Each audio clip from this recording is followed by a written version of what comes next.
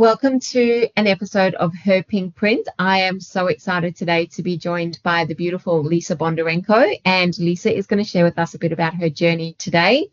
If you love what we're talking about today, share it. Make sure all your girlfriends, all your women around you know about this. Lisa, welcome. Thank you so much for having me. I'm really excited about today. Really excited. Actually, so am I. And I was just, Lisa and I were just talking offline before about this being the very first one of Her PinkPrint being recorded with somebody else in an interview style. So, oh my gosh. Well, congratulations. First thank of you. many, I'm sure. Yes, and I'm glad it's you. Oh, that's lovely. That's lovely. So, Lisa, just the reason why I asked and invited Lisa along on this podcast is because many years ago now, I actually can't even remember how long ago it was. Lisa was absolutely instrumental in helping me in a really challenging time in my own life. I went to Lisa as a counsellor. I took my husband with me, and we were having some challenges at the time. And Lisa provided me with some really good insights into helping me in my relationship, helping me with my family. And I've followed her journey ever since, and have also seen her speak live at events. And she's an amazing speaker. She's an author, an incredible counsellor, and is just a really all-round amazing person and a great advocate for women. And that's who this show is all about. Lisa, do you want to just a quick intro for yourself and let our listeners know a bit about yourself and what you do? Sure. Okay. So I have been practicing counsellor for 14 years now, which makes me feel very old. So prior to getting into this space, I was in the corporate world in HR, and I'd always wanted to study psychology and do something in therapy, but really wanted to have fun, to be honest, and wanted to travel and didn't want to get too serious about life. So kept putting it off, and then had a bit of a journey in my own life that saw me in counselling. And I decided, I was like, I still remember the day, right? This is not to be rude, but the counsellor was terrible. And my husband and I were both in the session, and I still remember what she was wearing. I remember where we were. And I came out of this room and walked into the corridor, and I turned to my husband and I said to him, I'm going to go back to uni, and I'm going to do something in this world to save another couple what we've just sat through, right? And he was like, okay, but do you want to talk about the session? I was like, no, let's just forget that even happened, right? And so I went back to uni at like 30, and it was the best thing that I could have ever done. It was like free therapy for 3 or 4 years on a daily basis. And then I finished there, and I was driving down, I'm an Adelaide girl, I was driving down Brighton Road, and I saw a rental space thing on the road, and I went in. It was this beautiful, it was actually a hairdressing salon, but it was an old house. And I went in and I signed up on a 12-month lease. I just graduated, and thankfully I had a husband, or have a husband, who was like, you do you, babe, whatever. I worked 2 other jobs, and I started my practice. And I think for the first 3 months, I didn't have one person, because that's reality. But I got dressed up every day and went to work and sat in this office on my own. And kind of the rest is history. So it's been a wild ride, and it's such a privilege to do what I do. I love it. I know most people see it as a bit of a depressing scenario. People say to me all the time, oh my gosh, don't you get so depressed, like just listening to people's problems? Actually, the opposite. There's always some intense stories, and yes, I've heard everything from here to here, and sometimes people's stories do take my breath away, but mostly I get inspired because I get to walk alongside people and watch them overcome and transform and take life back. So how can that be depressing? It's just not. Yeah, wow. So that's a little bit of me in a nutshell in my counselling world. But yeah, it's, as I said, 14 years strong, and it's every year it's kind of like, I've watched over the years the change in society, and sometimes it's for good, sometimes it's a bit challenging, but ultimately I think now my industry, people are cool with it, right? It's almost cool now to have a therapist, whereas back in the day it was like, that's for people that don't know how to do life, that's for people that aren't strong. So that's been a really nice shift and swing. That's amazing. And I hear what you're saying. I remember the days when, you know, also giving away my age a bit in the past, when people would say, "Oh my God, you have a counselor? Like what do you need that for?" And Yeah. it's really interesting how it has changed, and thankfully so, because so many of us as adults have gone through and dealt with the trauma that life brings to us. And it doesn't have to be trauma. It can be, you know, day-to-day life that adds stress to us. Lisa, I want to take you back to those first 3 months when you said, you know, you got dressed up every day and you sat around. What was it that really kept you going, that kept you getting up, getting dressed and doing that for that 3 months? A couple of things. One is I'd signed a lease, right? So, A and bit as of I said, accountability. I know, right? And as I said, you know, I'm, you know, unashamed to say that I had other work. I was working other part-time jobs to pay for that lease, right? But I think it's really interesting, and I've often shared this in the counselling room. I really had to do some work around my definition of success, right? I'm probably just naturally a very ambitious human, but I remember, and I remember people saying to me, "What are you doing? Like, you've just graduated?" Like, I really knew nothing. Most people went into the corporate world or went into clinics or whatever, but I was like, you know what? And I remember saying to my husband, like, I need to try this, and if I fail after 12 months, for me, I'm so okay with that, because I'm glad I tried, right? I'm glad I tried. I'm going to give it all I can. And for me, that was a definition of success. So I think even the hairdresser, she was lovely. She used to come and give me a cup of coffee, and she's like, "Oh, what are you doing today?" And I'm like, "Nothing." You know, like I was always like, she's got anyone today? No. And then the first person that called me, I remember my phone rang and I was just like, you know, put on my professional voice, and I was like, and I was like, of course I can fit you in, you know. And then she was like, "Oh, but I really don't have any money. Like, I could really only afford $20." And I was like, "That is all good with me. Come on in." And I think it was just that mindset and that positioning of, I was I was going to do what I needed to do, and if it didn't work, I was going to be okay. I was going to be Yeah. okay.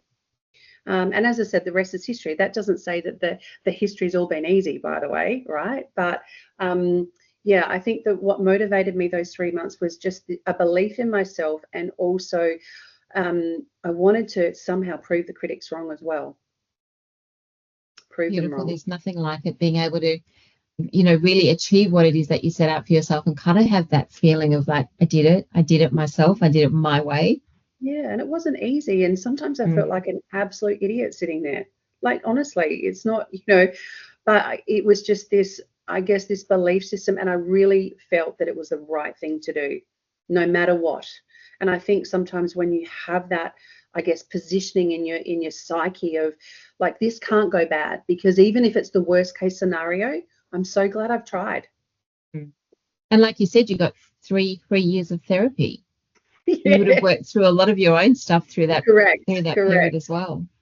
And also, I have to say, I had lots of people cheering me on, you know, like, just go for it, like, and I mean, I guess I've, you know, from my family background, they're very much encouraging of, like, do, you know, walk to the beat of your own drum and go where other people aren't going, and be okay with that. So I was probably conditioned well as well. So that Good. helped.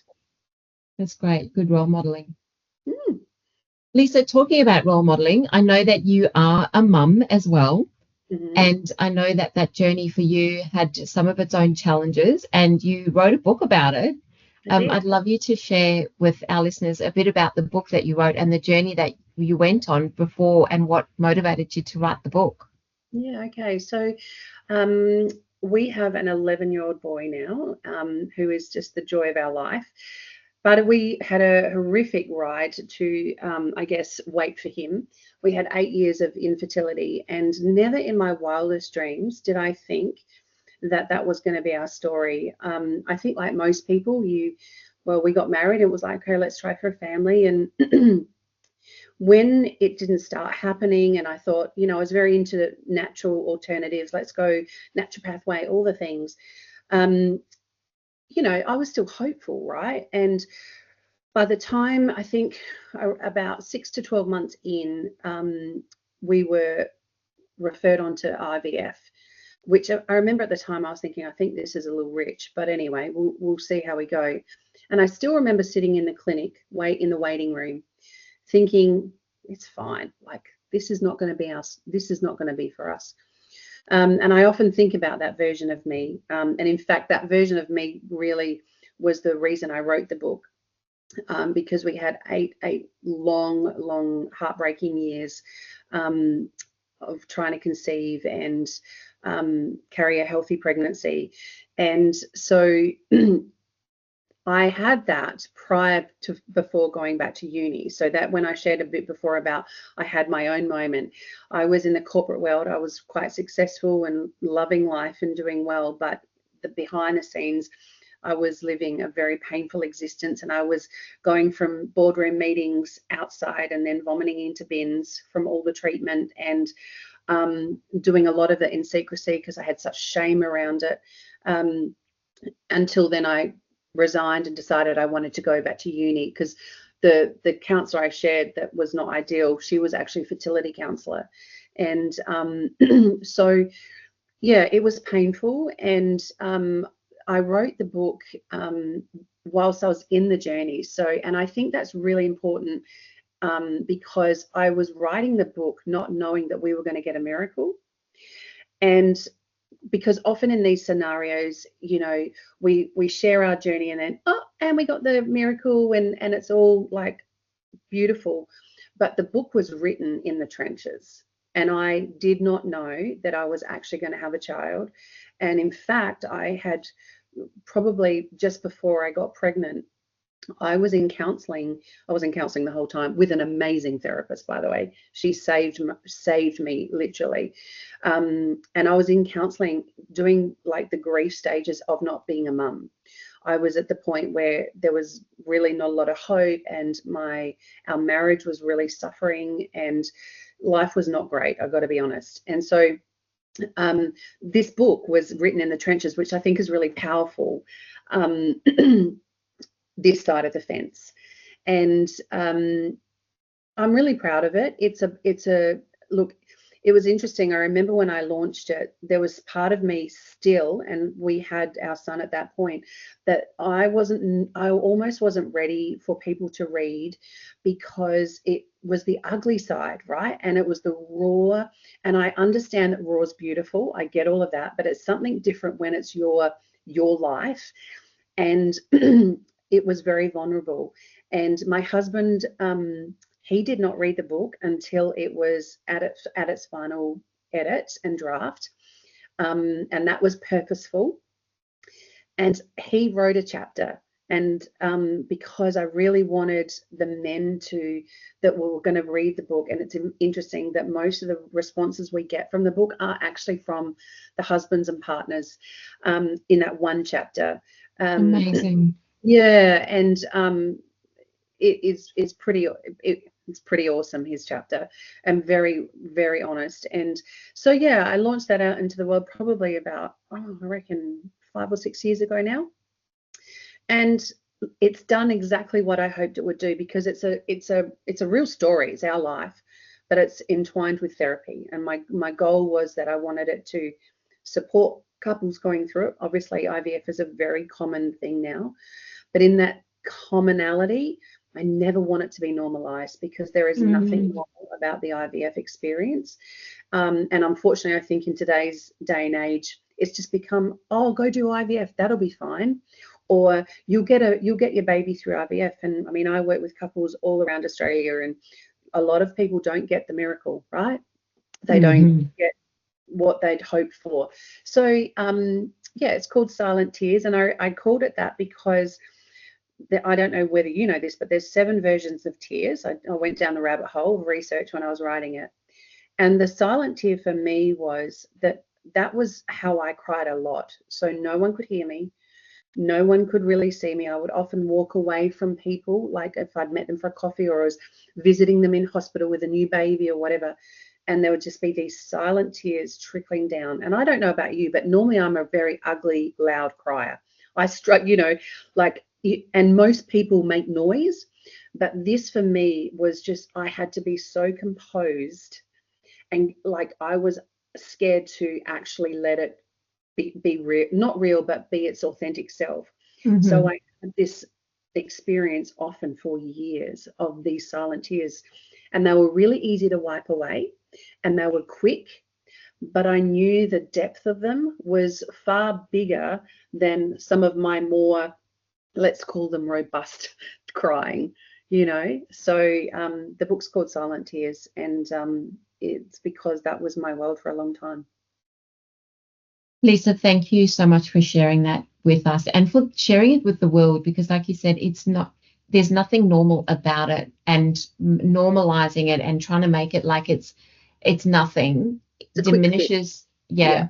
And it also diminishes the journey that women and men go through, that couples go through in trying to achieve it, because like you said, it doesn't always end in a miracle. So that work is just so important. Yeah. I want to talk about what you just mentioned then, is the silent tears and kind of brushing away the tears and being in that corporate world where you'd run out, vomit in the bin. And something you and I spoke about off camera was where women lose ourselves, and the sense that we take on all these different titles, mum, co-worker, all of that. And I know that a lot of the work that you're now, the world that you're living in, is helping women in and around that space. So can you share, I guess, a little bit of the insight into that work that you're doing, and also some insights for women who are experiencing that loss of selves at the moment, to give them some ideas on how they can find themselves and come back to themselves? It's such a big and beautiful topic. I think the majority of the work that I do is with women, obviously. Well, I say obviously, but that's my niche, and couples work, which I love. And one of the things that I think has been a consistent strain and a consistent narrative for my 14 years doing this is women in a certain, I guess, position in life. And I would say, I'm not even going to put an age on it, but they might have, been married for a while, they've got a couple of kids, they're in the workforce, they are what I would call running on the treadmill of life, right? And that might also be they're now single parenting, life's happened, but we're on this treadmill of life, and don't know don't know how to stop. And the amount of times I have conversations with women and have said to them, like, who are we talking about in this scenario, or in this grief response, or in this feeling? Is it the woman? Is it the wife? Or is it the mother?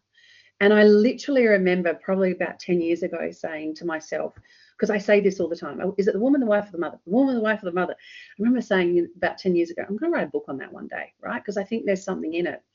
And one of the things that comes up 99.9% of the time is that it's the woman, right? But the woman doesn't know who she is. So stereotypically, the mum, she's running on all cylinders, she's got it going on, she can juggle, she can wear all the hats, and she's, she might not be, getting an A+, but she's doing a great job, and she's running this race well, and the treadmill is go, go, go, go, right? But when we press pause on that treadmill, when we actually go, let's stop her for a moment and find, where's the woman? Because remember, the woman, she's the original. She was there, like in the womb. She was there, but it's like we get to a certain age and stage, and the woman in us, she's gone, because we've got responsibilities and accountabilities, and we're busy, right? We're just busy in life. And so most women that I work with will have a conversation with me that sounds like, I don't even know who the woman is. Like, she's long gone. Like, I haven't seen her for 10 years, 20 years. Like, it's again, stereotypically around post-married, post being a mum, post that. Because I remember myself when I was single, and like, I just looked after me, and I was living a fabulous life, traveling the world, and I only had to focus on me. And I think that it's when those different roles get brought into our life, which, by the way, are the best roles ever, but they can be hard work, and we start throwing all of them on top of us, and the woman, she gets parked. But there's always this little space where someone will say, and I've even experienced it myself, where it's like, but when is it my turn? Like, what about me? Or I'll say to someone, okay, so I know you're really busy, you're doing that with the kids, and you're doing that in your job, and you're doing that with your husband, and you're doing that with all you, but what do you do for you? And they're like, oh, nothing. Or they'll go, I go to the gym. And I'm like, okay, do you enjoy that? No, I just do it because I have to. And I'm like, right, it's the have tos rather than the I get to. And I often talk about where's the I get to? Now, you might laugh at this, but there's been some times with clients I've been like, we need to find you a dance class or a cooking. We need to find something that brings you joy as a woman. And I get to. It's not attached to anything. It's not, oh, I'm doing the canteen at my kids' school because I really enjoy it. That is still attached to, really, if we dig deep, a have to, or it's attached to the being a mum, and that's what I really want to do, and I should do that. The I get to is where we go, I don't know. And I've sat in my sessions with my phone going, right, what are we going to do? What do we think about this? And what do we think? And so it's that the I get to, we need to understand who we are. And often, like, I look back at my younger self, like, I'm fundamentally the same person, but I've changed, right? Life's changed me for good, and sometimes for a bit of quirky ways, but I'm not who I used to be. So if I'm expecting to, oh, I always used to love this when I was 21. Well, when you're in your 40s, that's maybe not even on the radar anymore. So I think for me, it's that space for women around giving them permission to start exploring and finding themselves again, because she's there. Like, she's there with you. She's always there. She just gets kicked to the curb. You know, there's always a reason to forgo her. But I think there's something very powerful about bringing her back into the fold at every age and stage. Whether you're 20, 30, 40, 50, 60, it doesn't matter. It's that space of, she matters. But the only way we can find her is if we create space for her. I love that. She matters. Isn't that just in some areas quite a contradiction? As women, we're often, everybody else matters. Everybody else's priorities come before our own. And if we can put ourselves at the center of that and go, she matters, I matter, what that does for, just prioritizing ourselves and our happiness and our well-being, that's huge. Yeah, and I think it's a real struggle for a lot of women to really absorb that and then know what to do. Because we can hear that and we go, okay, I do matter, but what does that really mean? And for some women, pausing and stopping and looking within and trying to work out, who am I even now, right? Who am I? There's fear involved in that, because sometimes we don't want to find what we know is deep down there, or we don't want to deal with what's hiding beneath the surface, because that feels all too overwhelming. We might have to actually address some areas in our life that are not okay. But if we're always focusing on different parts of the treadmill, then it's fine. We don't need to worry about, I'm fine, I don't need to worry about that. So I don't say this lightly, and it's not a flippant statement, but to find out who we are as women and to come back to that, I guess, the OG space in our world of she matters, we have to have courage, because courage is going to give us the ability to sit maybe in some discomfort.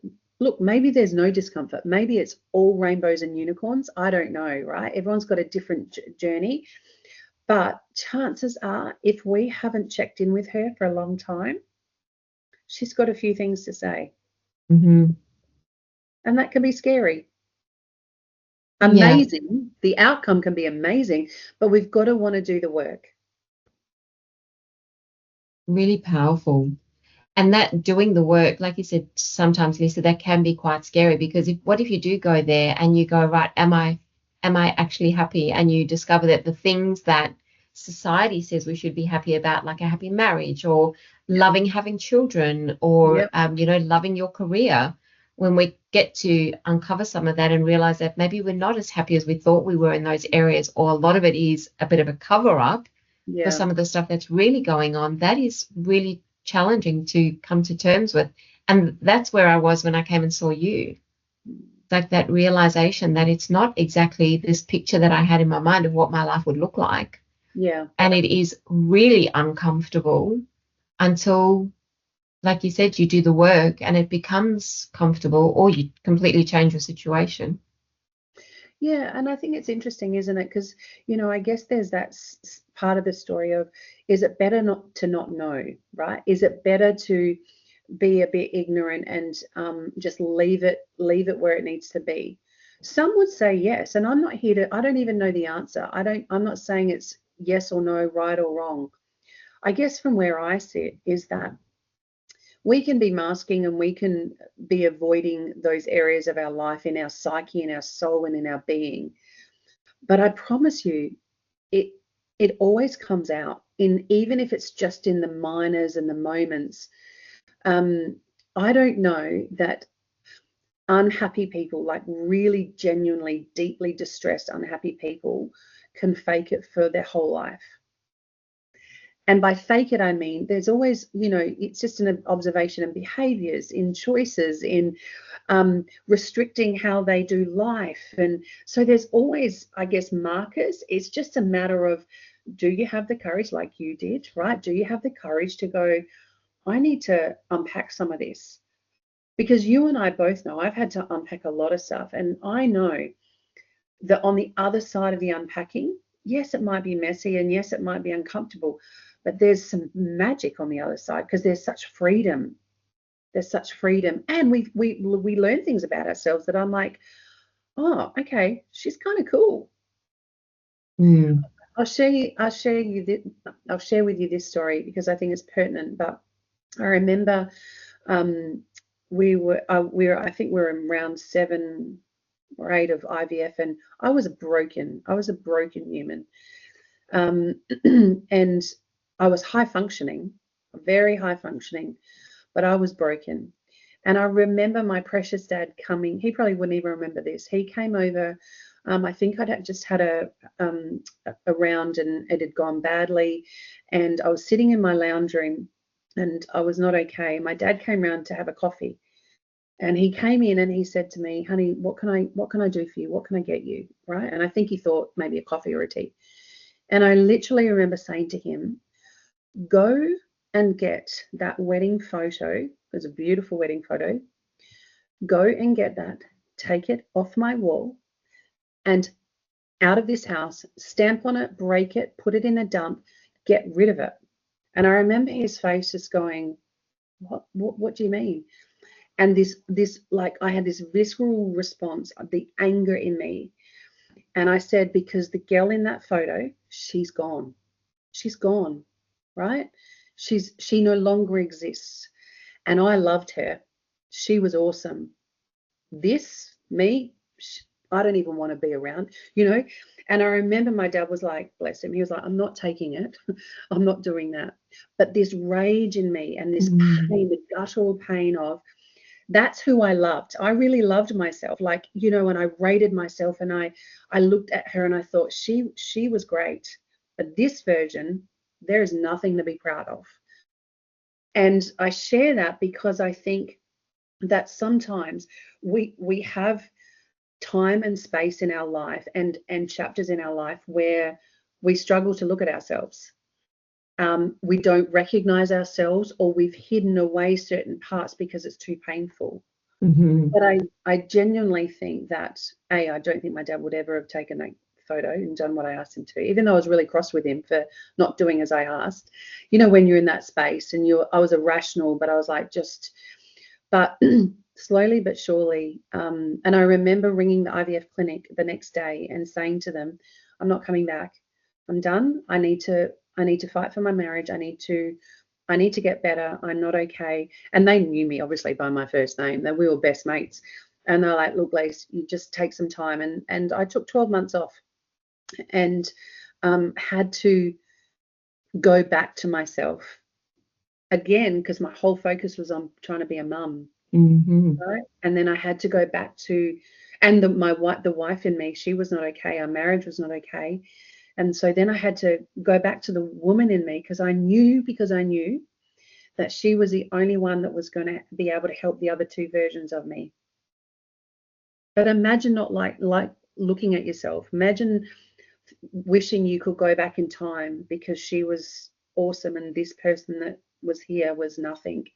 Wow. So yeah, I share that because I think it's, I mean, it's very honest, but it's a really good example, I feel, of sometimes we've got to pick the identity in us that needs time and needs healing and that can actually serve the other areas of our life. That's such a powerful story because, like you said, there's times when we can look back and we may not love that version of ourselves, but we can become the version that we need to heal, to do the healing that needs to happen, and to go back and heal that version of us as well, not just not just in that moment. Very powerful. Thank you. Yeah. Lisa, tell me about the work that you're doing at the moment. I know that you've got an incredible app that you're working on at the moment, and I know this is years in the making. Can you just give us a snippet of what that is and what it will look like when you're finished with it? Well, if it doesn't do me in, let me tell you, the technology and the back of house stuff I'm telling you is enough to make me want to run. But, it is been something that I've been thinking about for the last 5 years. And it does come back to that woman, wife, mother that I was talking about.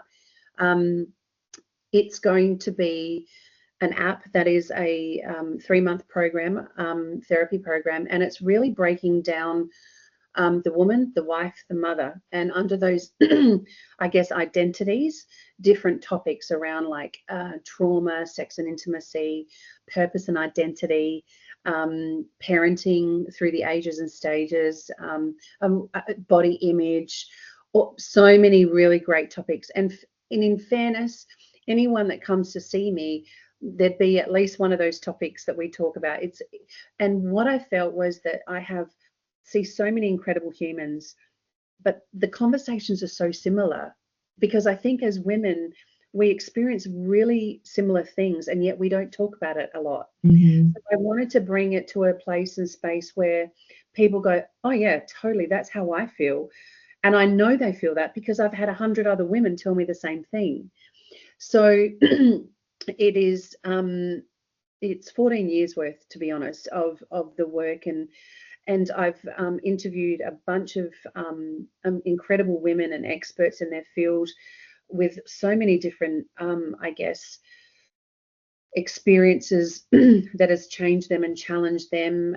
We've got women that, are sharing, we call them the sandwich generation, that have been taking care of their aging parents and taking care of their own family, and just the ravaging chapter that is for a lot of people. And so like I could rattle off, there's so many. And then I've got a workbook that has honestly probably taken me 48 years to write, but anyway, I wanted it to be old school. I wanted it to be like pen and paper homework, so every chapter and subject matter has its own homework section, so people can go to the beach, to their lounge with a cup of tea and a pen and paper and start doing the work. So therapy can be in their own home, and but yeah, I'm really excited about it. Aside from all the techie stuff that will happen, but I think that it's really just a very authentic conversation and authentic topics that I think most women across the ages and stages have experienced or experiencing. And my whole thing is, and I'm sure you feel this as well, Jack, I want to learn from women that have gone before me. And I want women to learn from me. I don't, learn from my mistakes. Have this is me on a platter. Have my mistakes. Listen to me. I'm telling you now, because, and I don't know that there's enough of that generational like languaging. And so really, I want this to be for women that really life's going along amazingly, but you never know. And this isn't like doom and gloom, but life happens for everyone. And there's those suddenly moments that, turn our world upside down. And I really wanted this app and the content to be, I guess, like a safe place for people to go, oh my gosh, this, how, one of the speakers shares about their 2 children that have been diagnosed and navigating the world in the education department and with therapists, and the impact on, her as a mum and her, so if a mum's just recently had a child that's been diagnosed with autism or whatever, that this is a place that they can come and go, let me hear of someone that's been there and is really honest and vulnerable around this was the impact and this and the how to. So I'm really proud of it because I feel it's just everyday women. There's no celebrities. It's just everyday women of all different ages and stages with a different piece of the puzzle of life or a jigsaw piece that they've experienced, that we get to, I'm like this every time, like it's so, because I get inspired and I'm like, how did you get through that? How did you walk out that hospital room? How did you do that? What was it? But with that reflection of, talk to me about the woman, because she's got some sway and she's got some swagger, and I want to hear about her especially. So I'm excited. You should be, and that is amazing. I love what you said, Lisa, is this, it sounds to me like you're creating a knowledge base of like stories and opportunities where women do that sharing, where we genuinely do learn from each other. And my best example of this is menopause. I hit menopause. That's another topic. Right? That's another one with how important. Yep. Until So important. I hit my mid-40s, I had paid zero attention to any menopause. I hadn't really even, I knew what it was, but did I know how it was going to impact my life? Absolutely not. And until then, like, I didn't even hear stories from my mum or my aunts or my friends about menopause until I was in the thick of it going, what is going on? Like, am I going mad? And I feel like that storytelling, that sharing helps other women go, I'm not crazy. This is normal. And what have you done to help and support? And really the best way, the way that I've learned now, is through joining communities of women who are happy to share their stories about what they've gone through, what's really worked for them, and then how they've gotten through on the other side of it. So I love and value that storytelling model so much. Yeah, I think we don't do it enough. And I've got a great guest who she's walked out really aggressive breast cancer, and just navigating as a mum with 2 teen boys, and then the impact on her across the board. And in fact, it was really interesting because my cameraman who interviewed, who was recording her at the end, when she left, he said, Lisa, he was a young guy. He was like, I was really moved by that, because he said, I'm a son. And I sat there and I listened, and I was like, see, I'm like, and you're a boy. I'm like, that's great. I'm like, so, but it's just that real honest conversation, because, how many women have experienced a breast cancer diagnosis, or their mum, my mum's been through it, but it's that behind the scenes conversation around, one of the questions I asked her, I was like, what did you do when you got that phone? Like, what happened to you in your body? And she was just like, my world, So yeah, the storytelling is magnificent, and it's so humbling and inspiring, because you know what the thing is, through so many different adversities, challenges, highs and lows, what I witness, and this is why I still do what I do, is, especially with women I work with, they rise out of the ashes. And what a profound moment for someone like me to sit along. I'm just a sideline person cheering people on, honestly. But I get moved, and I remember, because I have my own life outside of my professional world, and I have had experiences like everyone does, and I often think back and go, yeah, I remember that person, and I remember they said this, and that's exactly how I feel. So I think there's something very powerful about honesty and having the guts to say it as it is. Absolutely. So powerful. I'd love to know how people can get in touch with you. Like, what's the name of the app Lisa? Well, it's not going to be launched until early next year, but Okay. people can get on my website and join the waitlist so that they'll get Mhm. notified. But it's called 360 Woman. Obviously, my website's just my name, Lisa Bondarenko, and people, as I said, people can join the mailing list so that they'll hear when it's about to launch. And yeah, as I said, I'm an Adelaide girl, so people can find me. I practice out of Glenelg, yeah. Beautiful. Lisa, thank you so much for sharing your insights and just your stories, which really are so moving. And like you said, it is that absolute rawness and honesty that helps everybody else. So when you share your story and your journey, everybody listening goes, oh my gosh, I can really relate to that. And thank you for sharing the insights that you have, for women who have lost themselves and feel like they need to come back to her, to the woman that is. And it certainly has opened and made me think of a few areas of my life where I need to bring her back in for a little bit more fun and a bit more playfulness. I love that. Fun, just very quickly, we do not do enough fun. We don't do enough fun as adults. And it's interesting, especially when I say to couples, what do you guys do for fun? Blank. Mm-hmm. We go out for coffee. Okay, coffee's great, but I'm talking belly laughing, fun, childlike. We don't do enough of it. And it's so Mm-hmm. important. Well, I think that's a great tip to leave us with. Thank Yeah, you. go have fun. This has been Thank you so amazing. much. Thank My you. pleasure. Thank you, Lisa. We'll talk to you soon. Okay, bye.